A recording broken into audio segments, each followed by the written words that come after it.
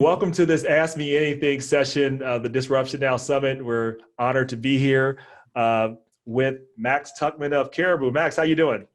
I'm great. Thanks for having me. I'm super excited to kind of talk through the rough and the amazing parts of being a founder. All right. So thank you for that. And you've had a lot of success, and I know founders never feel like they're all the way successful because they're looking for the next step. That's just part of the process. But I want to tell you that we're proud of you at this moment, and we're glad that you came on to tell us more about your experience. And you're going to get a chance to connect. We asked everybody to ask the questions. We're going to answer them back for you live.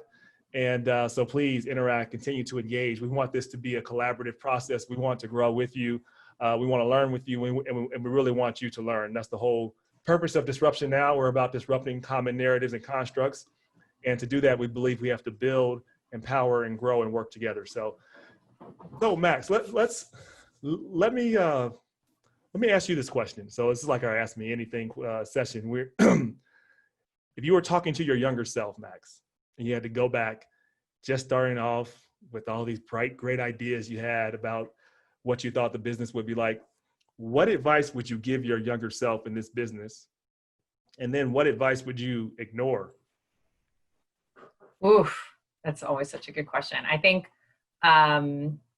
it's so tough. Like I said, there's just so many ups and downs of being a founder. And I think no matter what advice no matter what advice I would have given myself, I don't think I would have listened to it. One, two, because that's just me too. But two, I think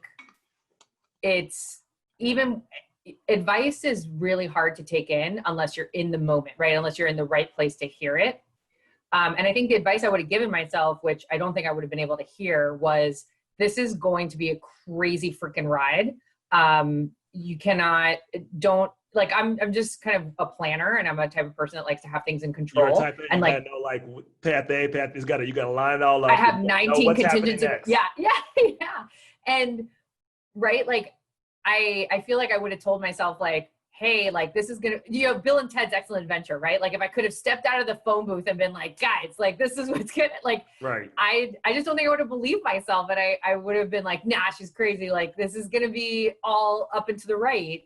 Right. And I don't know. I think the advice also would have landed on deaf ears because I was so passionate about this idea, and I still am. And you have to be, right? If you are not obsessed, that's the word. It's almost to the point where that's your advice. You have to be obsessed, but it sounds like you didn't need that advice. Yeah. So I always struggle with that question because I'm like, well, I would have told myself this. And then I was like, knowing Bill and Ted of this year, I would have been like, nope, no, I don't trust that. But what advice would you ignore? How about that? So the advice I would ignore, I got a lot of terrible advice from people that it was less about the advice. It was more of who not to listen to. There were people, the people who were not founders gave me terrible advice. They were they were investors, right? Right. Not all investors are founders, and they have a very different perspective. And I feel like there were a lot of people who were like, oh, you shouldn't continue, or you shouldn't raise from these people, or you should know your place and do these certain things. And I feel like I was like, if you've never been in my shoes, right, don't tell me what to do. Can you just think of some advice? You don't have to tell the person is, but that some of the advice that you got, and you're like, that somebody may be getting right now, I'm sure is getting, bad advice is in plenty supply nowadays. So it's everybody believes that they're an expert in everything, and they can go online and tell the world. And some people will believe that person because they look like they have 10,000 followers. They must know what they're talking about. Right. But no, not necessarily. So can you think of, is there one thing that sticks out in your mind or that just comes top of mind? You're like, damn, that was some really dumbass advice. Sorry. I don't hope I doesn't offend you me cussing, but it is what it is. Go ahead. No, actually I swear a lot, and I try to really reel it in for these. Cause I'm like, I don't know where everyone's at. The name of my show is Disruption Now. I do not care. So go ahead. Love it. Well, I swear like a sailor. So, all right, it's on. I can't think of, I'm trying to think of some really bad, dumb advice. Okay, I have a perfect example. I remember So again, I'm building and growing my company in Miami. Right. I'm from Miami. I'm Cuban, right? This is my home. This is where my people speak the same language. This is where I get a good café con leche, where I can eat my arroz y frijoles. Like Miami. We love Miami, by the way. We have a large Miami contingent here. Black Angels Miami is here. They're coming. Yes. Monique I know. Island Mosley with Rain Ventures is coming. We have Carla Ferguson. Do you know the Yielding Group? No, but I'd love to. She has a large art dealership there. She's there. We have a lot of. We're strongly represented in South Florida. So well, Miami's doing. I mean, again, there's not a lot of. I wouldn't call it an equitable situation between the Latinx population and the Black population in Miami at all. Right. But there are a lot of really great things happening in Black Tech. We have Black Tech Week. We have Tribe space called Tribe. We have a co-working space specifically. And, Brian Burkeen, he's been on the show. Yeah, Brian from Kairos. And there's a lot more that I think people are trying to do because it is not an equitable situation. But so born and raised Miami, like love Miami. Also, the cost of doing business in Miami and running a company is so much lower than trying to do it in San Francisco. So the big piece of advice that I got when I was first starting out was from everyone being like, oh, you can't build and grow your company in Miami. You have to move to San Francisco. You have to be part of Y Combinator or some other douchey white boy thing. And I was like, no, I don't. And I'm so glad. Like I actually, my first startup was, I called in Broville. It was in Palo Alto in the Valley. And I just like literally would go for days without seeing another woman, without seeing another person of color. It just, the brotasticness of it was very, it was a bad culture. And I was like, first of all, I don't want to build and grow my company in that terrible culture. I don't love San Francisco. I love Miami. Miami's my place of power. And so I'm really glad that I didn't take that advice where people were like, well, if you want to run a startup, if you want to get investment, you have to move to San Francisco. Because I don't think we would be where we are today if I had taken that advice. Yeah. So what surprised you most about becoming a founder? And I'll say this, we had a survey come out and these were some of the responses that we gave for an answer. We said, what surprised you most about being a startup founder? We put 1, the challenge of managing the process and just the details of running the business. B, the lead time it takes to convert sales or raising capital. C, underestimating the amount of capital it takes to actually sustain the business. That sounds like that's going to be your answer. Or D, the amount of time it actually consumes your life. Or E, the emotional roller coaster of the process at large. Which of those surprised you the most? No, you can't choose one. Those are all like, start with the one that speaks to you the most. Is it the roller coaster ride?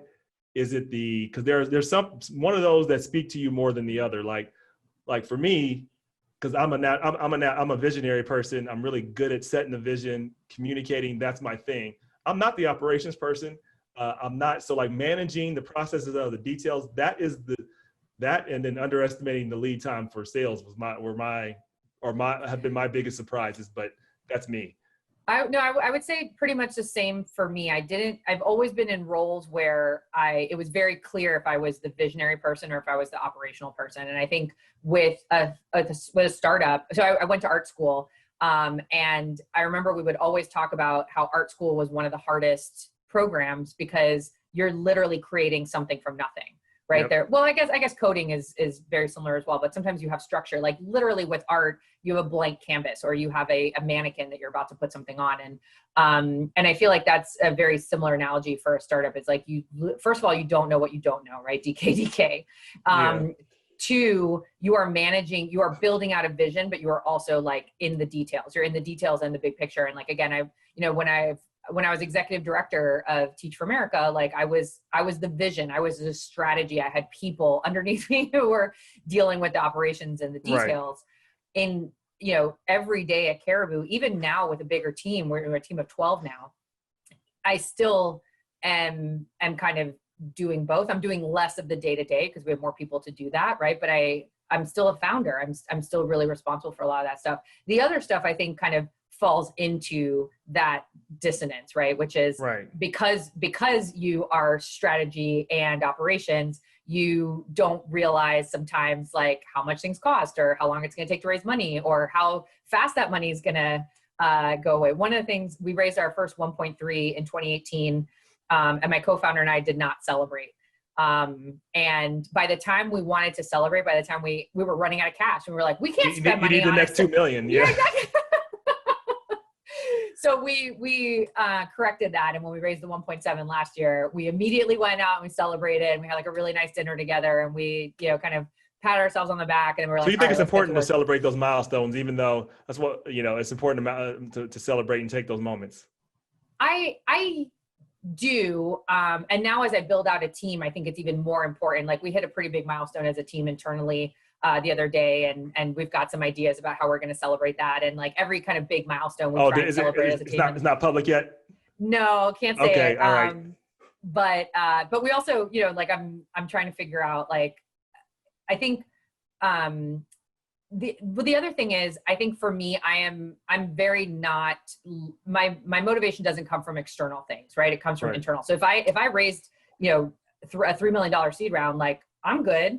I don't need to celebrate it. I don't need to like go out. I don't need to like get my nails. Like I'm like, okay, move on. Right. But I also realized that, again, because we missed that first moment, I was like, it is actually important to pause, because there are so many small wins. There are so many big wins. Like you really should pause and take in the fact that you accomplished something, right? Because it's also a good reminder, creates a memory for the tough times. So when they are coming, it's not going well. Yeah. Yeah. Then you kind of have an anchor, and you're like, hey, remember that time where we were celebrating? And this is actually a really funny story. We had raised a pre-seed, right? So like itty bitty money. But we decided to have like a lunch to like, so we did kind of celebrate that one, but it was like a little lunch. It was like, let's just like get together and have a little lunch. But A-Rod, the baseball player, was about to promote Caribu. And of course, his people start getting in touch with me during our celebratory lunch. So like, we didn't even really get to celebrate that one because I was like so worried about it. I was like, oh wait, what are they going to post? Okay, like, let me make sure everything. My co-founder's like sitting across from me. He was like, cool, this was fun. It's like, so, taking that time and like uninterrupted time, I think is important. But yeah, if you get A-Rod to promote your product, you might have to take some time. Sorry. I mean, I guess that's one of those things that happen. So let's get into what Caribu is, how you came to the vision. Like, so what is Caribu for those who don't know, and what does it do, and why are you so passionate about it? Yeah. So we bring families together in virtual play dates. That's the kind of easiest way to say what we do. Our product, we are the leading kind of educational family entertainment platform that helps kids 0 to 13 to have virtual play dates with family and friends, no matter how far apart they are, right? So imagine we did have a pretty big market before the pandemic, and now with the pandemic, it's I imagine bonkers. Yes. Because what I think happened is grandma, we call her Glamma, right? So glamorous grandma. In Spanish, it's abuela fabulosa. Yeah, because nobody really wants to be called grandma. Some people in the Black community, they want to be called Mimi. They want to be called nothing but something else. Don't call me grandmother. Well, not only that, but when I talk to investors about my core customer and my market, imagine me walking in and being like, oh, it's a grandma. Immediately someone's head goes to, oh, this person's 90 years old. They have a life alert necklace and a cane. Like, this is a terrible product and a terrible market. And like, they're never going to get any traction. So we call her Glamma, and we show pictures of Kris Jenner, Tina Knowles, Goldie Hawn. And we say, this is a woman 50 to 70. This is who we're going after. And as soon as we show that picture and we call her Glamma, there's something that changes where people are like, oh yeah, that is a growing market. And that woman has... I would have never thought of that, Max, till you said it that way. But people's biases, and maybe my bias would have clicked in too. Like, oh, you're talking about it. Somebody is never going to get on the internet. Never going to. You're marketing to somebody that's going to have no interest in doing that. They just want to do what they've always been doing, right? So, did you come up with that through? Was that just instinctively there for you, based upon your experiences and knowing Glammas, or was it from the experience of people shutting down their perspective as soon as you said, "This is our target market"? So there's a couple pieces to this. So when we first launched Caribu, so as I mentioned, right, it's virtual play dates. It's you can read and draw together in a video call. So some people watching this might be like, well, what's the difference between this and FaceTime?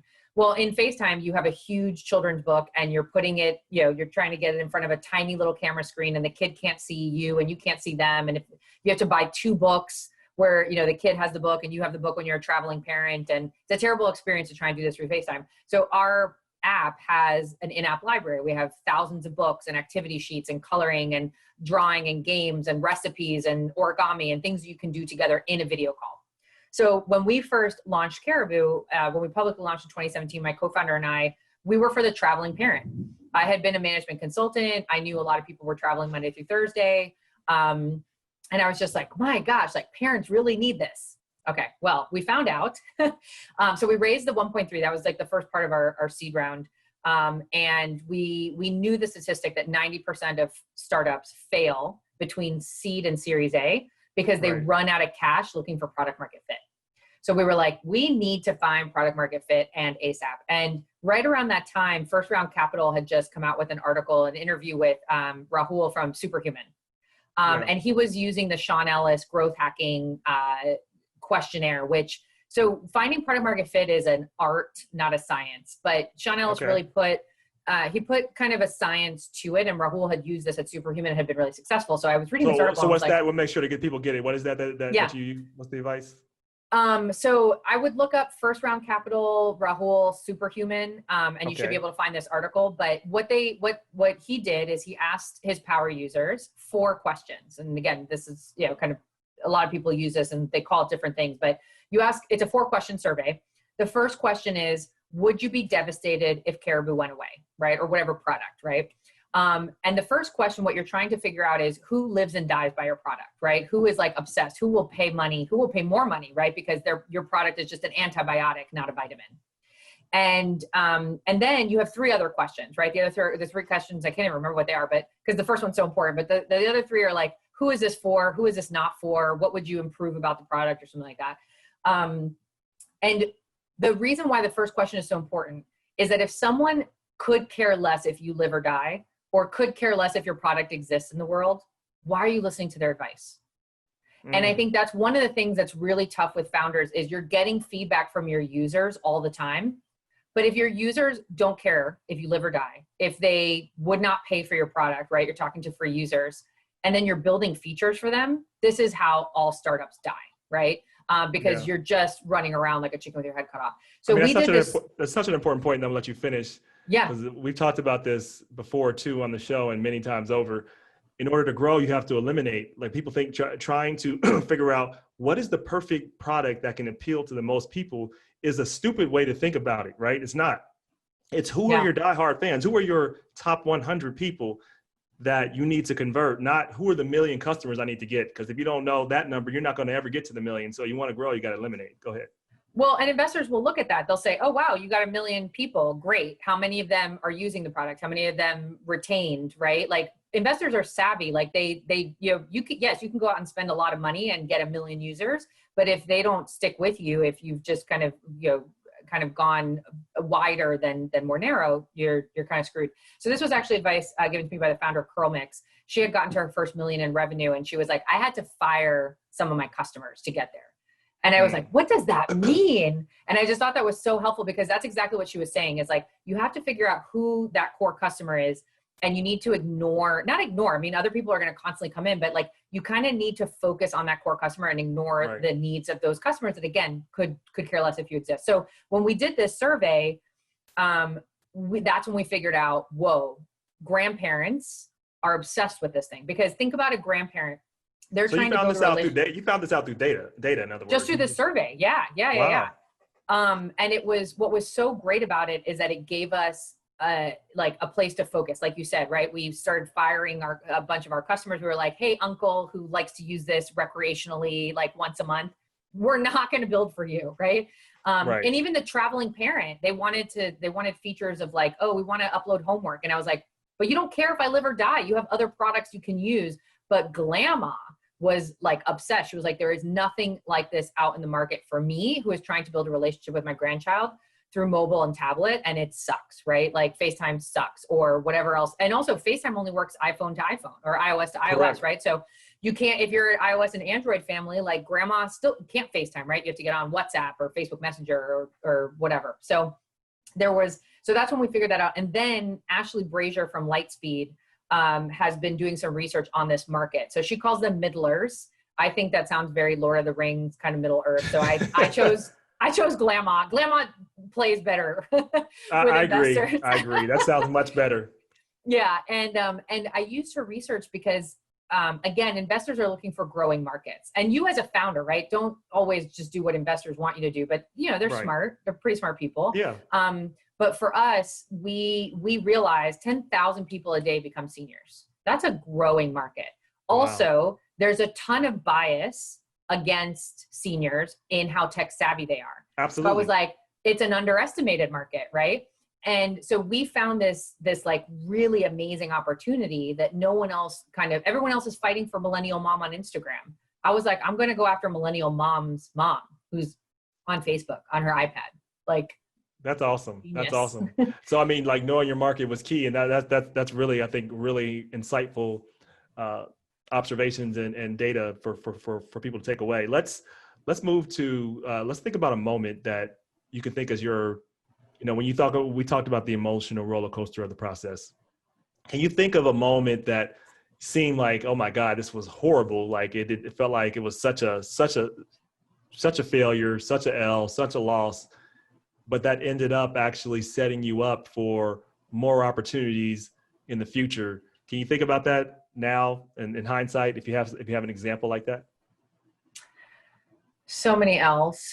But you're right. Every L you turn it into, right? Like I see every mistake or every loss as a learning opportunity, right? Like if you never want to make that mistake twice, and you're gonna make mistakes, right? So what did you learn from it? What did you really test? And that's what everything is. Everything's just a test. And I think there's so many places where you know, we went down the wrong direction, or we built the wrong thing, or we went after the wrong audience, or we went after the wrong investor, or we, well, think about the one, there's so many, but yeah, think about what I know. I know there's like, one in your brain.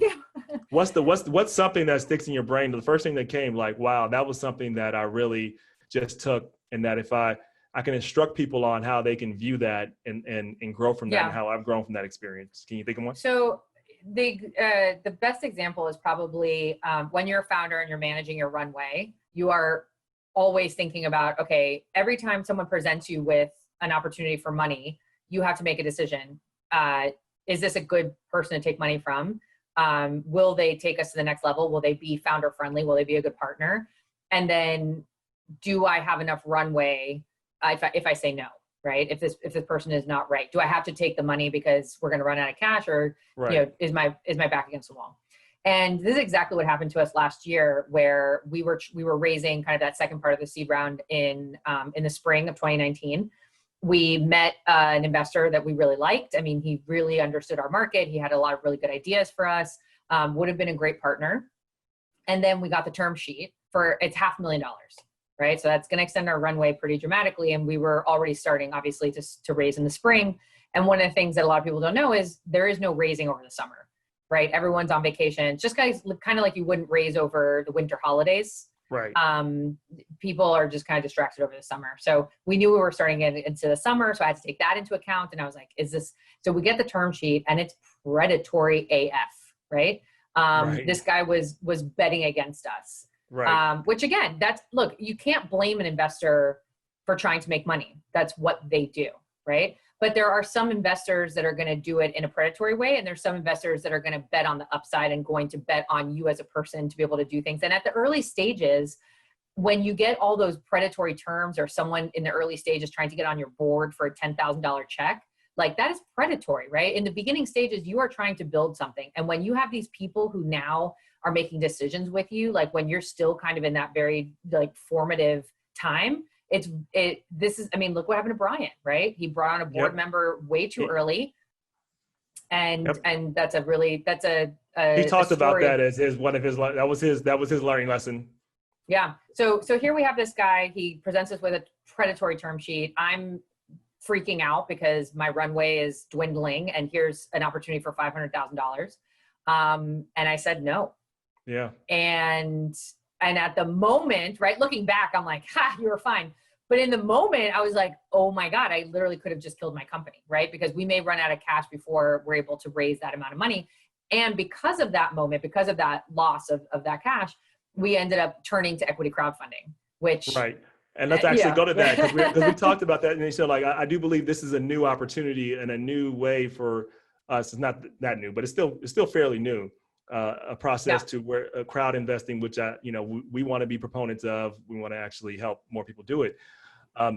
Talk about how you became successful.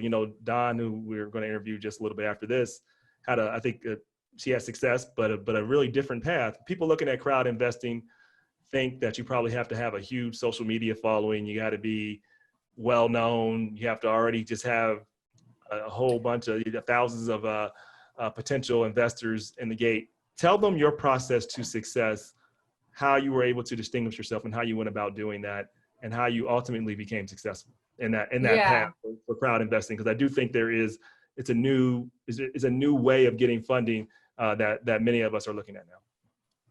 Well, and also diverse founders are being really successful in equity crowdfunding, which is, again, I think the numbers of us underrepresented founders that have been successful in equity crowdfunding is a higher percentage than underrepresented and underestimated founders have been successful in venture capital, right? Because the numbers are ridiculous there.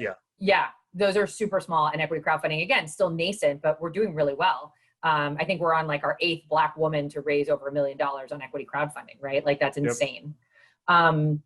So equity crowdfunding, so Dawn had probably more of a social following, but I relied on an email list, right? Like I had a network from when I worked at the White House, from when I was a management consultant, from my business school days.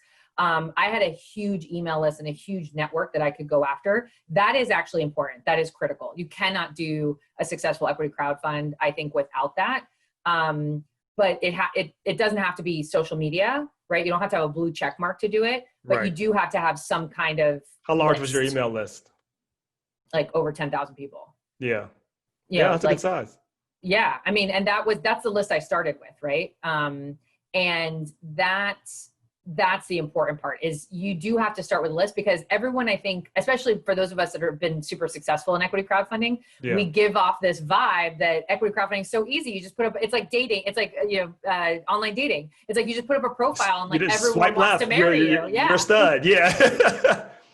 No, a lot of work goes into that profile photo, right? And it's the same thing with equity crowdfunding. A lot of work goes into, it's almost like, B2B versus B2C, right? Both of them are really hard, but B2C requires a marketing team and B2B requires a sales team. It's the same hard. It's just a different team. Or a different skill set. So it requires a marketing team and a marketing strategy and a market that knows you specifically. I think that's really important to point out. It's funny, the survey we did in terms of what were the biggest issues with diverse founders in terms of getting access to capital. The number one answer was the lack of the network, right? And that's one of the biggest issues. My hope is that this platform will help to build that. That's my goal with this platform, right? So because people I think underestimate the importance of relationships. Relationships is how you get funding. I mean, people think like, okay, it's transactional. It's relationships first, and people knew you. Believed in you over the years, and you have credibility with this. I'll say, like, you work for Teach for America, you work for the White House. So it's not like you came out of the blue and said, let me come up with this idea to help kids and parents with educational, and you didn't, with educational opportunities and didn't have any actual center in that. So I tell people, you have to know, like, what is it, what problem are you solving, and why are you the one to solve it? And I think, and then do you have a network behind you that understands that you are the person, that you are the right person to actually do this. So you've come there. I didn't think about it from the point of view of if you're dealing with a sales team versus a marketing team. So you have to have a really good marketing team for your crowd investing strategy. Tell me what you look for in a marketing team and what you think helped make you successful. You already had the market, but what in the marketing team that there was no marketing team. Advice? Oh, it was just you. Okay. It was just me. I was the marketing team. Okay, so give us well, look, how much did you raise online? You raised them, was it $1 million? 1.7. 1.7, just a little bit of with this marketing team. Yeah, with one person. Okay. Tell me how you went about your marketing. Like, so how did you go out there and start the process? So the other thing I want to focus on, which you just mentioned, is okay, fine. There might be someone listening to this who's like, well, I didn't go to a fancy business school. I didn't work at the White House. I wasn't meant, you're like, I don't have that list of 10,000 plus, close friends and family. You can build that. And I built it over time too, right? It's right. And it's what I actually did, a lot of that list in the last couple of years running Caribu was from people I met at conferences. I did pitch competitions like a crazy person. My whole first year, we were bootstrapped and we won cash and prizes from being the winner or finalist in over 30 pitch competitions. At each of those pitch competitions, I met investors, I met judges, right? The judges were usually investors. They were ecosystem builders. Like I also built that list over some years. So for anyone who's freaking out and being like, oh my God, I can't do this, you can. Just know that you need to start with the list. So if you don't have that list, you need to give yourself 6 months to build that list. And then what are the things that you're doing to build that list, right? So I wouldn't start a crowdfunding campaign, whether it's rewards-based product crowdfunding, which is a Kickstarter or Indiegogo, or equity crowdfunding. I would not start either one of those without a list. And then once you have that list, it is a marketing play. The entire summer, I slept 4 hours a night, which is my usual. But I was going to bed. I usually go to bed around 3 a.m., but now I was going to bed at 6 a.m. just because I was just so slammed, right? Right. And you're emailing that list constantly, right? You're setting up drip campaigns. Like, did they open? Did they not open? What did they do? Did they finally, kind of invest? You use MailChimp for that or Constant Contact? Neither. I do everything through Gmail and Yam. Yam is a mail merge tool called Yet Another Mail Merge, and it's super fast and easy. The MailChimps of the world just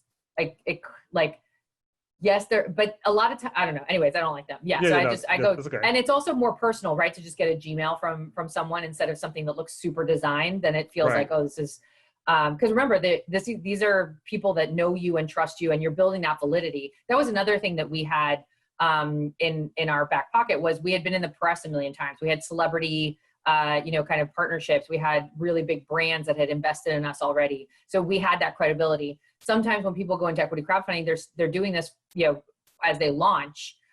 So whatever you can do to prove that. So you don't advise that. It sounds like you advise having some runway of credibility one way or another. Yeah, you have to. I mean, you don't have to, but it makes things easier is what I'll say, right? Because people, again, they're investing in you. They don't know you personally sometimes, right? Like so 30% of our investors were people that I knew from that list, and 70% were people I've never met in my life. They just saw your social credibility and assume like this is somebody I want to take an opportunity with and take a risk with, which is, Dawn has a similar story. Really, the reason why she has that huge following is because she's been doing this similar path, right? She was out there making the pitches, and I think Angela Bitton has something. She's been in this for a long time, right? And she, I don't even know her that well, but I know she talks about data and about how the importance of protecting your own data is. And I know, when I listen to her, I believe her. I think that comes down to it. Yeah. And and that's what you're doing is you're reaching out to people on LinkedIn. You're reaching out to people that you cold on LinkedIn, telling them about your raise. You're looking for everyone that says angel investor in their bio. How much time would you say you were doing that? Because you said you were up to, wow. I need some sleep, so good for you. But you were up to, how much time would you spend just reaching out, just putting stuff on Instagram and whatever? That was all your time, basically, it sounds like. Yeah. It's literally your full-time job. That's another hard part about doing equity crowdfunding when you're new. Well, here's the thing. Let me put it this way. Reaching 1 million is going to be a lot harder if you're new to the game, right? Your product is new. You don't have that validation. You don't have that huge email list. I personally think the only way to get to 1 million or 1 million plus is if you have those things in place, right? So equity crowdfunding might still be an option for you to raise 200K or 500K, right? Most people stall around 200K. So that's like a good goal. But remember that there's costs associated with it, right? There's your time, there's the marketing that you're doing it. There's the time away from your business where you're really just focused on this.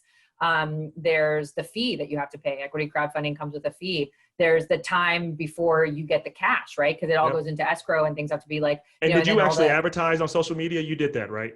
We did, and we were actually really successful. We had a really high ROI. I want to tell people that, like how important that is, but you had to invest, my guest, in research and marketing and do it in digital targeting. And this is why this stuff works. So but you have to know your market. You know your market. We did. And also, again, you're right. You spend money to make money, right? So a lot of the Facebook ads, because they were doing so well, it was a good investment. But some people have spent like $25,000 just in the Facebook ads and marketing to get their campaign to be successful. I don't think we spent more than 5,000. I mean, That's really good. Our campaign was so insanely successful, like in so many different ways, and the word of mouth. And then we had celebrities who were investing. We had 2 NFL players invest, which then kind of, made it even more viral. We hit the 1 million in 2 months, which is unheard of, right? We hit the 1.7 in 3 months. I mean, it was just, the campaign took a life of its own. And the other really cool thing, so some people, if you're in the consumer space, you like in breweries, right? So microbreweries are really popular on equity crowdfunding because you have a membership list. And so your customers become your investors. With Caribu, we knew our customers weren't going to be investors, right? That just wasn't, remember an equity crowdfunding an equity crowdfunding investor is a very specific type of person, right? That's why social media, like followings, I don't think actually makes any difference, because just because someone's following on social media doesn't mean that they fit that criteria of wanting to be an equity crowdfunding investor, which is why the Facebook ads are actually so important, because you can target. I mean, it's a young dude. That's the demographic of an equity crowdfunding investor, right? But we broke that model because we ended up with investors that became customers. So the glamas were That's awesome. That's great. Yeah, the cover you on two ends. Yes, it was amazing. It was so perfect. I mean, literally, like the best decision we ever made was doing equity crowdfunding, because we ended up with all these glamas that were like, I have this pain point and I can afford to invest, and I want to invest, and I want this to be the next, Lyft or Away. And so they would invest, and then they would start using Caribu because they were like, I have this problem. So that was great. No, that is great. Let's have a talk about building a team and founders and the struggles you can have there. We asked a survey, and in the survey we asked generally like what's the biggest challenge, or what's the most important aspect actually in finding a co-founder? Is it their character? Is it their commitment to the mission? Is it their ability to raise money or have some other ability that you may not have? Is it one of those, or is it some, what would you choose out of those? Like, commitment, character, the ability to fill something that you may not be that good at. What's most important out of those three? I would say there's 2, and the 2 are non-negotiable. One is trust, and the other is complementary skill set. Yep. So that goes to character. Yep. Yeah. And I feel like you can trust someone implicitly, but they don't have a complementary skill set to you, right? Yep. Like you trust them, but they can do the same thing you do, or they want to be in all the same meetings. They want to be on the pitch competition stage, and you're like, you need to go build the company, right? Or you need to go build the product. But someone may have a complementary skill set to you, but if you can't trust them, if you don't believe that they're going to work 1,000% on this product like you are, I mean, that's a big reason why founders kind of break up. Because both are not as committed, or, each one, right, or one has like a life situation that comes up and they're like, sorry, I need money. I need to have a salary. Like, those things come up, but you can't predict those. So the 2 things I would always look for in a co-founder is, do they have a complementary skill set to mine, whatever that is, right? So I was the fundraiser. I needed someone who wasn't a fundraiser. I needed someone who could go build the product while I was fundraising. And he was looking for the same thing. He was like, I can build a product, but I don't want to talk to strangers. And I was like, okay, well, perfect. Match made in heaven. But we had to implicitly trust each other. We spend more time, he has a wife, and I spend more time with him than I think he spends with his wife. That you have to be obsessed. You both have, and it's like a marriage, right? Like you both have to be obsessed with this working. Yeah. And so have you found, did you ever get that wrong? And did you build with someone that you thought it would work and you had to figure out how to pivot to that? And like, I'd love to hear that, because I know we discussed that beforehand, and I knew that it sounded like there was something there. So, well, yeah, the first startup in Broville, I had a co-founder who was a lovely person. He was awesome, but we had this was your former company. So that was your first company. It was, I mean, it actually never took off because the network effects weren't there. We were trying to build a foodie, like an eHarmony for foodies company at a time where food spotting and Yelp and all these other companies were kind of taking off, and they were taking our market. And for our product to work, you need networks and you need the network effects. And so we actually never ended up launching, but we went out to, the Palo Alto, San Francisco area, and like we were trying to make it work. But the thing again, now that experience taught me when looking for my next co-founder, try to not find someone that you just have a lot of fun with, who's a lot like you, because then that's the problem, right? Is like, we both wanted to do marketing. We both wanted to do restaurant research. We both wanted to talk to investors because that's my skill set. That was his skill set. And that's when we realized, wait a second, like, first of all, the idea wasn't going to work because of the market, but then I think the founding relationship wasn't going to work either. Yeah. And but you had a failure to lead that way, to that actually left you to that. So maybe that was your answer. So I don't know. It helped with this one. Cause I was like, when I found my co-founder at Caribu, I was like, it was so quick to be like, yeah, this is it. Yeah, we want you to keep bringing in the answer, the questions you have. We're going to make sure that Max gets a chance to answer them for you. Let me say this. So if you had a committee of three, another ask you anything, you have a committee of three, living or dead, that you can ask for business advice, life advice, who would those three people be and why? I love this question. Oh, this is like the dead people at dinner question. And also, I think it's so important. I think a lot of times the first answer is three white men, right? So I'm always thoughtful about like who in the world that I listen to, and a lot of these examples. So the first person is always Nelson Mandela, because I need sometimes advice on how to take the high road, right? Like I think not even the high road, but like, I need someone like him to be like, yes, there are wrongs that have been done. Yes, like things. I don't know how to like say this exactly, but like. No, I get it. Like, yeah, I mean, because it's easy. You need to ignore the pettiness, right? Like, yeah. I think that's his lesson. The microaggressions. Like, listen, it's very tough when people say something like that was so stupid, but you got to figure out how to respond. And that emotional response intelligence is an ongoing journey. But go ahead. For me too. Exactly. Yeah. You and I have the same type of personality. I can tell. Yeah.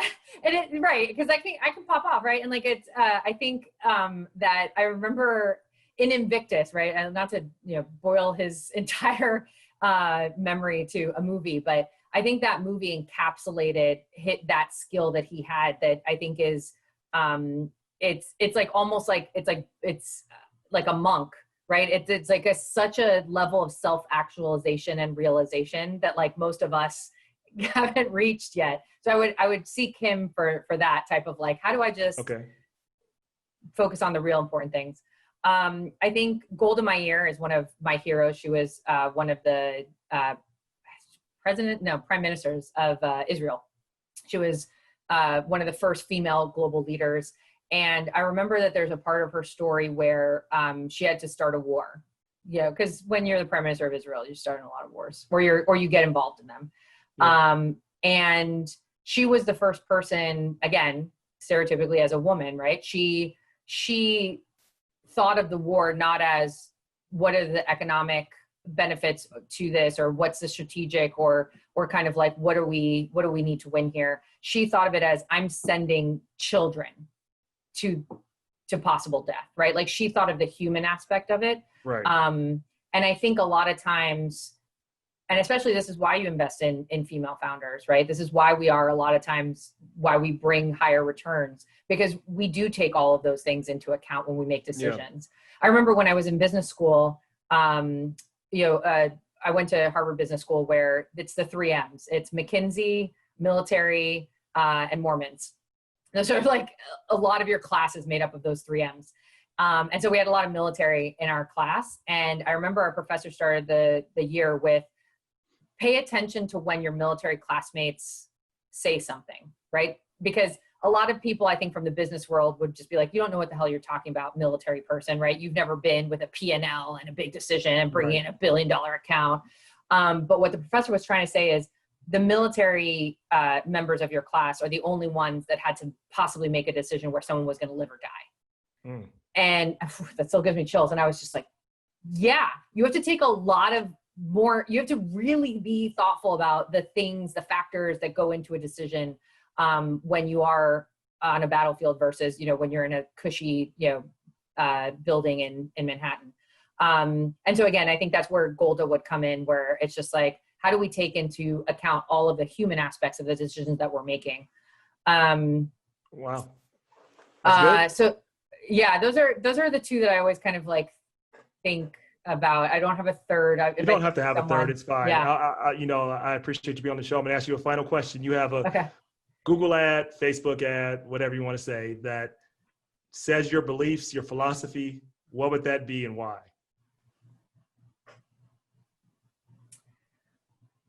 So this is going to sound weird, but in 4th grade, I became obsessed with the Nike mantra, which was just do it.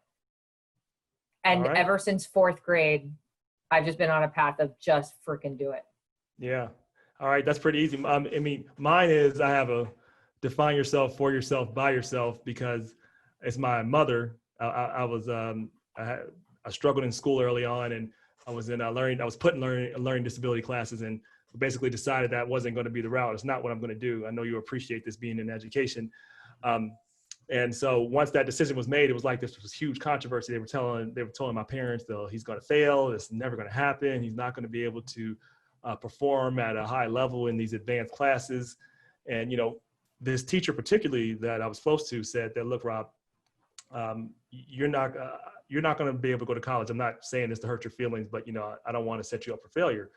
And after like coming home in tears, talking to my mother, she was like, look, you don't have to be defined by any of their low or narrow expectations. You define yourself, for yourself, by yourself. So that's been my philosophy, to not try to fit myself into some preconceived notion that somebody else had made up because their mind is limited. That doesn't matter to me. So, and my goal is to help others disrupt that. So it's, that's why I was glad to have you on. It's been an honor to have you as part of our summit. We're going to have you back on again. I can't wait till you raise to a $1 billion company. I'm gonna go ahead and call it out to the universe that it's gonna happen. Coming. Yeah. The first Latina unicorn. Yeah, I hear you, Max. We're gonna have more because we're gonna stop calling them unicorns because we're gonna start expecting it. Right? Absolutely. Max Tuchman, we're gonna take your questions afterwards, but I will say it has been a pleasure. Awesome. Thanks for having me, Rob. Thank you so much.